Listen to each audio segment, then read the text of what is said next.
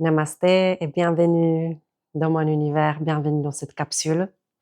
Je m'appelle Ilona, je suis professeure de yoga, entre autres, mais j'ai plein d'autres choses et plein d'autres étiquettes que je partage ici à travers de mes vidéos, notamment la sagesse ancestrale, qui va certainement t'aider à cheminer un petit peu plus loin dans ta vie et qui va t'apporter, j'espère, un éclairage sur un sujet que j'amène aujourd'hui et c'est le deuxième chakra. Donc je ne vais pas te parler du deuxième chakra comme quelque chose scolaire, parce que ça on connaît. On connaît, tu as déjà vu toutes ces vidéos où on te parlait que le deuxième chakra c'est couleur orange, que c'est lié au plaisir, c'est lié aux organes sexuels, que tout en fait c'est lié à notre capacité de goûter au plaisir parce que le swadhisthana qui signifie le siège du goût, et cetera et cetera.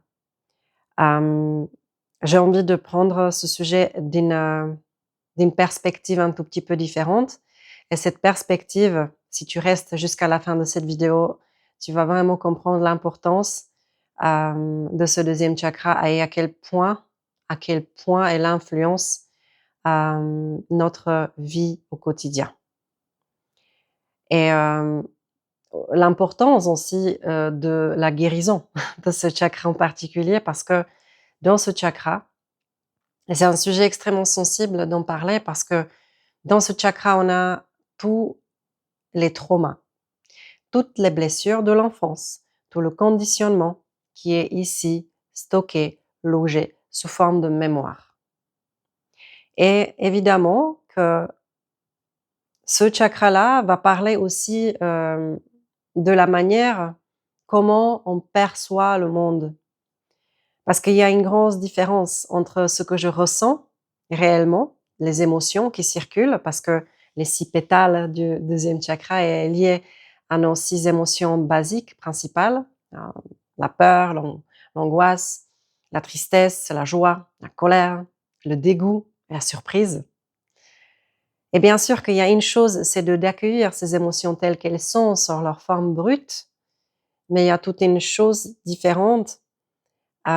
Et il s'agit de notre perception ou de notre interprétation de ces émotions. Et ça, je vais vous parler, d'une manière un petit peu plus vaste, plus large.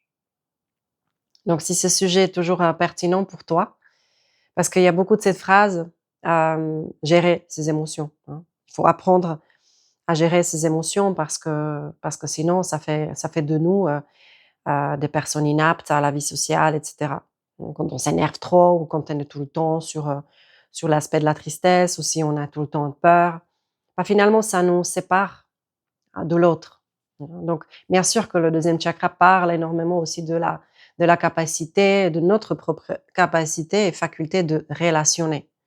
Je ne sais pas si je le dis juste en français, mais en tout cas d'avoir une relation avec l'autre et c'est ça la principale difficulté. Des fois, c'est plus simple de juste pas être en relation. Parce que sache que si tu es célibataire, peu importe, il y a aucun jugement là-dessus. Si tu veux que tous tes traumas, tout le conditionnement, toutes les blessures que tu portes dans ta chair, dans ton système nerveux, tout se révèle lorsqu'on entre en relation avec quelqu'un. Donc même si tu es célibataire, peut-être que sur le plan quotidien, c'est plus facile, mais tu as toujours des amis, tu as toujours encore la famille, les parents, les frères et sœurs, et cetera.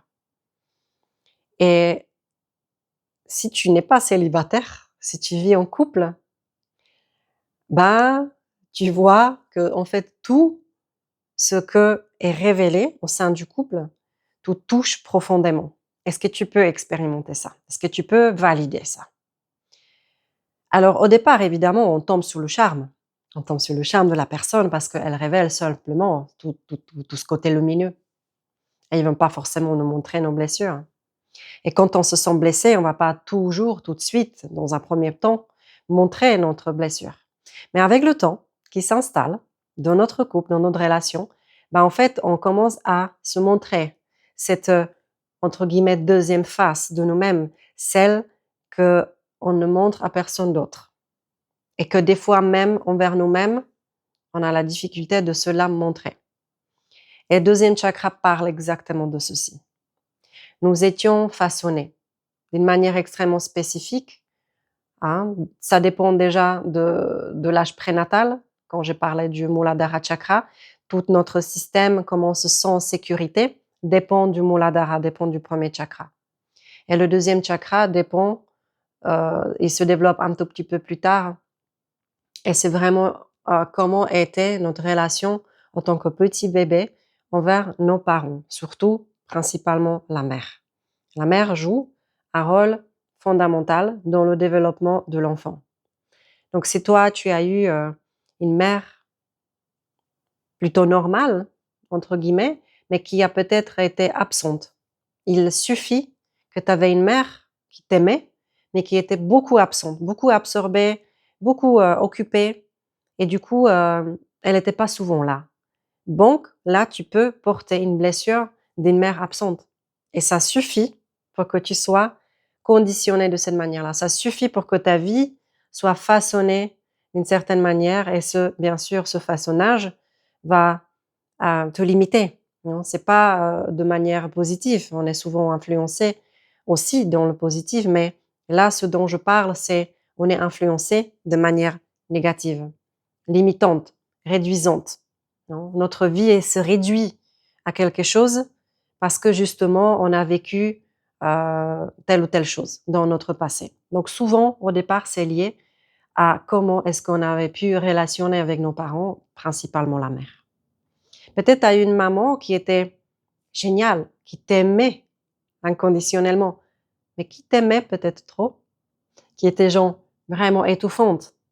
Hein. Donc tu souffres d'une blessure de la mère qui t'a étouffé, qui t'a pas permis de déployer tes ailes, qu'il y avait beaucoup d'interdits, il y avait beaucoup d'obligations peut-être.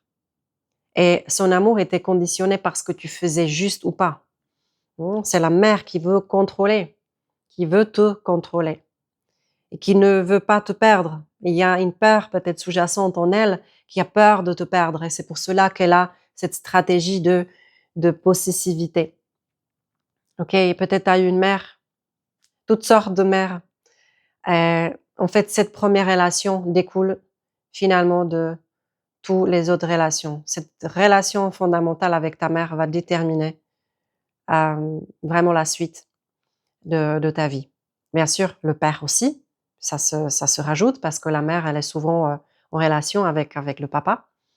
Et peut-être que tu avais une mère célibataire, peut-être tu avais une mère avec un père autoritaire, pareil, trop étouffant, trop absent, trop strict, etc., etc. Et tout cela a fait en sorte cette personne qui tu es aujourd'hui. Donc, ça façonnait des personnages, ça façonnait la manière dont tu devais t'adapter pour survivre. Je te parle ici vraiment du lien affectif, le premier lien affectif avec nos parents. Et là, je vais te dire quelque chose qui va te faire comprendre peut-être ta situation aujourd'hui, peut-être cette incapacité de te mettre en relation avec quelqu'un ou incapacité d'être en relation rien qu'avec toi-même. Cette incapacité de rester peut-être avec toi-même et de devoir te distraire constamment par des substances, par des plaisirs, par la sortie, par le shopping excessif, par tout ce qui est compulsion, hein, un comportement compulsif que tu ne maîtrises pas, tu ne contrôles pas. Ça t'échappe et tu dois le faire parce que sinon c'est trop dur de rester à l'intérieur.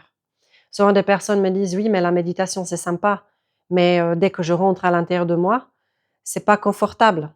Donc du coup, la méditation n'est pas envisageable pour des personnes qui sont hautement traumatisées par justement, ces expériences du passé qui ont été, négatives et qui ont été, vraiment destructrices. Donc ce que j'avais envie de te partager, c'est que, bien sûr, il y a une issue à tout ça. Il y a la possibilité d'en sortir parce que le cerveau, tous les mémoires qui contient notre cerveau, notre système nerveux, notre chair, il y a la possibilité d'en sortir totalement. On peut guérir du trauma parce que le cerveau, on parle de la neuroplasticité. Aujourd'hui, on voit que les neurones se renouvellent, il y a les synapses, OK, c'est le mot un peu aberrant, un terme médical, les liens entre 2 cellules nerveuses, hein, on appelle ça les schémas, hein, les schémas qu'on a appris, quand on était enfant. Si je faisais quelque chose enfant et ça a été apprécié, ça a été validé par mes parents, bah, je crée ce chemin. Ah, en fait, c'est comme ça que je mérite l'amour. C'est comme ça que je vais me faire valoriser. Et du coup, je reproduis ces schémas et encore et encore et encore parce que c'est ce qui m'a servi, c'est ce qui m'a aidé à me faire apprécier, à me faire gentille fille, gentil garçon, et cetera. Et par contre, il y a des schémas que j'ai tenté d'entreprendre et ça a été banni par mes parents. «Ah non, c'est pas comme ça qu'il doit faire, c'est pas comme ça». Ou il y avait des punitions, il y avait le mépris, il y avait de l'humiliation, de la part de nos parents. Et du coup, bah, ça, de la même manière, ça a dû, conditionner, la façon dont on a construit, en fait, notre cerveau. Et ça se fait vraiment au niveau du 2e chakra, parce que chaque chakra, il faut le savoir, correspond à un cerveau particulier. Le 2e chakra, le 1er, c'est notre cerveau reptilien, hein, et notre cerveau mammifère. Donc, sache que tous ces mémoires sont là, circulent toujours dans ce système et pour pouvoir en sortir, la meilleure méthode, il n'y a pas de meilleure méthode déjà, mais il y a des méthodes, il y a des approches qui pourront t'aider à définitivement de te libérer vraiment de ces schémas répétitifs, des patterns qui te retiennent et qui t'empêchent finalement d'avancer sur ton chemin. Parce qu'il y aura toujours dans ta vie, ce qu'on appelle les réactions. Mmh. Donc s'il y a des situations de la vie, des mêmes personnes, des mêmes situations qui t'enclenchent des réactions excessives et peu importe quelles émotions en découlent, la colère, la tristesse, la peur, tout ce qu'on n'aime pas ressentir dans notre corps, sache que toutes ces émotions pointent sur un endroit en particulier, c'est ce qu'on appelle une douleur non résolue. Une douleur que tu as pu expérimenter dans ton enfance, que tu as goûté et puis pour pas vraiment souffrir, il fallait faire quelque chose pour te protéger. Donc tu as adopté une stratégie d'adaptation afin de survivre. Et là, maintenant, voilà la clé qui va t'aider à comprendre ce système. Ce n'était pas de ta faute. Tu en es pas absolument pas responsable. Ce système d'adaptation est fondé dans ton système. C'est un système inhérent à la vie, de protection, de survie. Donc peut-être tu portes en toi un traumatisme de survie de tel et tel, mais sache que c'était pure survie. C'est ce qui t'a permis d'arriver jusqu'ici, d'arriver jusqu'à ce jour, de garder une certaine intégrité, de pouvoir continuer. Donc ce n'était pas de ta faute. Tu as simplement dû survivre. Et sache que l'enfant, il y a 2 choses qui a besoin à l'enfant pour survivre. L'amour de ses parents, hein, donc la sécurité, l'amour de ses parents, le lien affectif avec ses parents. Et peu importe comment est ce lien, peu importe s'il est abusif, s'il est harmonieux ou s'il est défectueux, OK? Peu importe comment est ce lien, l'enfant, de la part du naturel, de ce système inhérent à la vie, va toujours prioriser ce lien par-dessus de toute autre chose. Donc l'enfant, il a un choix. Est-ce que je reste authentique? Est-ce que je reste dans mon émotion? Est-ce que je exprime librement ce que je ressens? Est-ce que je me fais valider ou pas? Est-ce que je suis contenue dans ma douleur? Est-ce que dans ma souffrance que j'éprouve, il y a quelqu'un qui me tient ici, qui me tient à l'espace et qui m'aime malgré que je suis dans cet état émotionnel, la peur, la tristesse, la colère? Souvent, les parents ont tendance à rejeter la colère de son enfant. Va dans ta chambre. Ah, ne sois pas triste, les garçons pleurent pas. Ah, de quoi t'as peur? Mais il n'y a pas de quoi avoir peur. Ok? Donc, les parents, de leur manière, on essaie de raisonner l'enfant, de punir l'enfant, de pas jamais validé en fait leurs ressentis, leurs émotions qui découlaient de la situation. Et du coup, l'enfant, il avait le choix entre de rester dans l'authenticité ou de prioriser le lien affectif. Et tu sais quoi? L'enfant, il va sacrifier son authenticité pour préserver le lien affectif parce que sans ce lien affectif, l'enfant ne pourra pas survivre. Donc, encore une fois de plus, ce n'était pas de ta faute. Il n'y a pas de honte à avoir. Tu as développé des stratégies d'adaptation, des stratégies afin de survivre dans ce monde avec des parents que tu as reçus. Voilà le deuxième chakra. Dans mon programme des chakras, le voyage des 7 chakras, évidemment, je te propose les pratiques basées sur le Kriya Yoga de l'Himalaya, les respirations, les techniques somatiques qui vont t'aider à traverser, qui vont t'aider vraiment à travailler ce terrain qui est un terrain incroyable pour pouvoir vraiment avancer sur ton chemin de vie, de comprendre ce qui t'est arrivé, ce qui s'est passé et de pouvoir vraiment travailler avec ça. Je souhaite vraiment te proposer ce programme parce que c'est quelque chose que j'ai conçu et qui coule vraiment de mon cœur parce que même moi-même, j'ai subi bien sûr une enfance traumatique et, euh, et j'ai traversé. J'ai traversé, j'y étais, je sais ce que ça signifie, cette douleur, ces états colériques qui sont à la limite incompréhensibles. Mais pourquoi est-ce que je suis tout le temps en colère comme ça? Pourquoi est-ce que je me sens toujours triste comme ça? Pourquoi est-ce que j'ai peur comme ça tout le temps? Alors, il n'y a pas de raison valable. Et dans ce programme, tu vas pouvoir aller au-delà de ça. Voilà, donc j'espère que cette vidéo a pu éclairer certaines de tes questions. Si cette vidéo t'a servi, si cette vidéo t'a aidé, n'hésite pas de la partager, de liker, de t'abonner pour la suite. La semaine prochaine, on verra Manipura Chakra, le 3e, pour avancer, pour progresser sur ce chemin. Et là, en plus de ça, je t'invite à obtenir ce petit cadeau, des petites fiches que j'ai conçues pour toi, pour que tu puisses avoir un tout petit peu un aspect de ces chakras qui vont t'aider un petit peu à cheminer avec. Il y a quelque peu d'astuces, quelque peu de tips pour t'aider à cheminer si tu peux pas malheureusement investir jusqu'à présent. Mais sache que ça, c'est totalement offert. Donc, tu peux aller chercher cela. Et j'espère que ça va t'aider pour un tout petit bout de chemin que je peux t'accompagner de cette manière-là.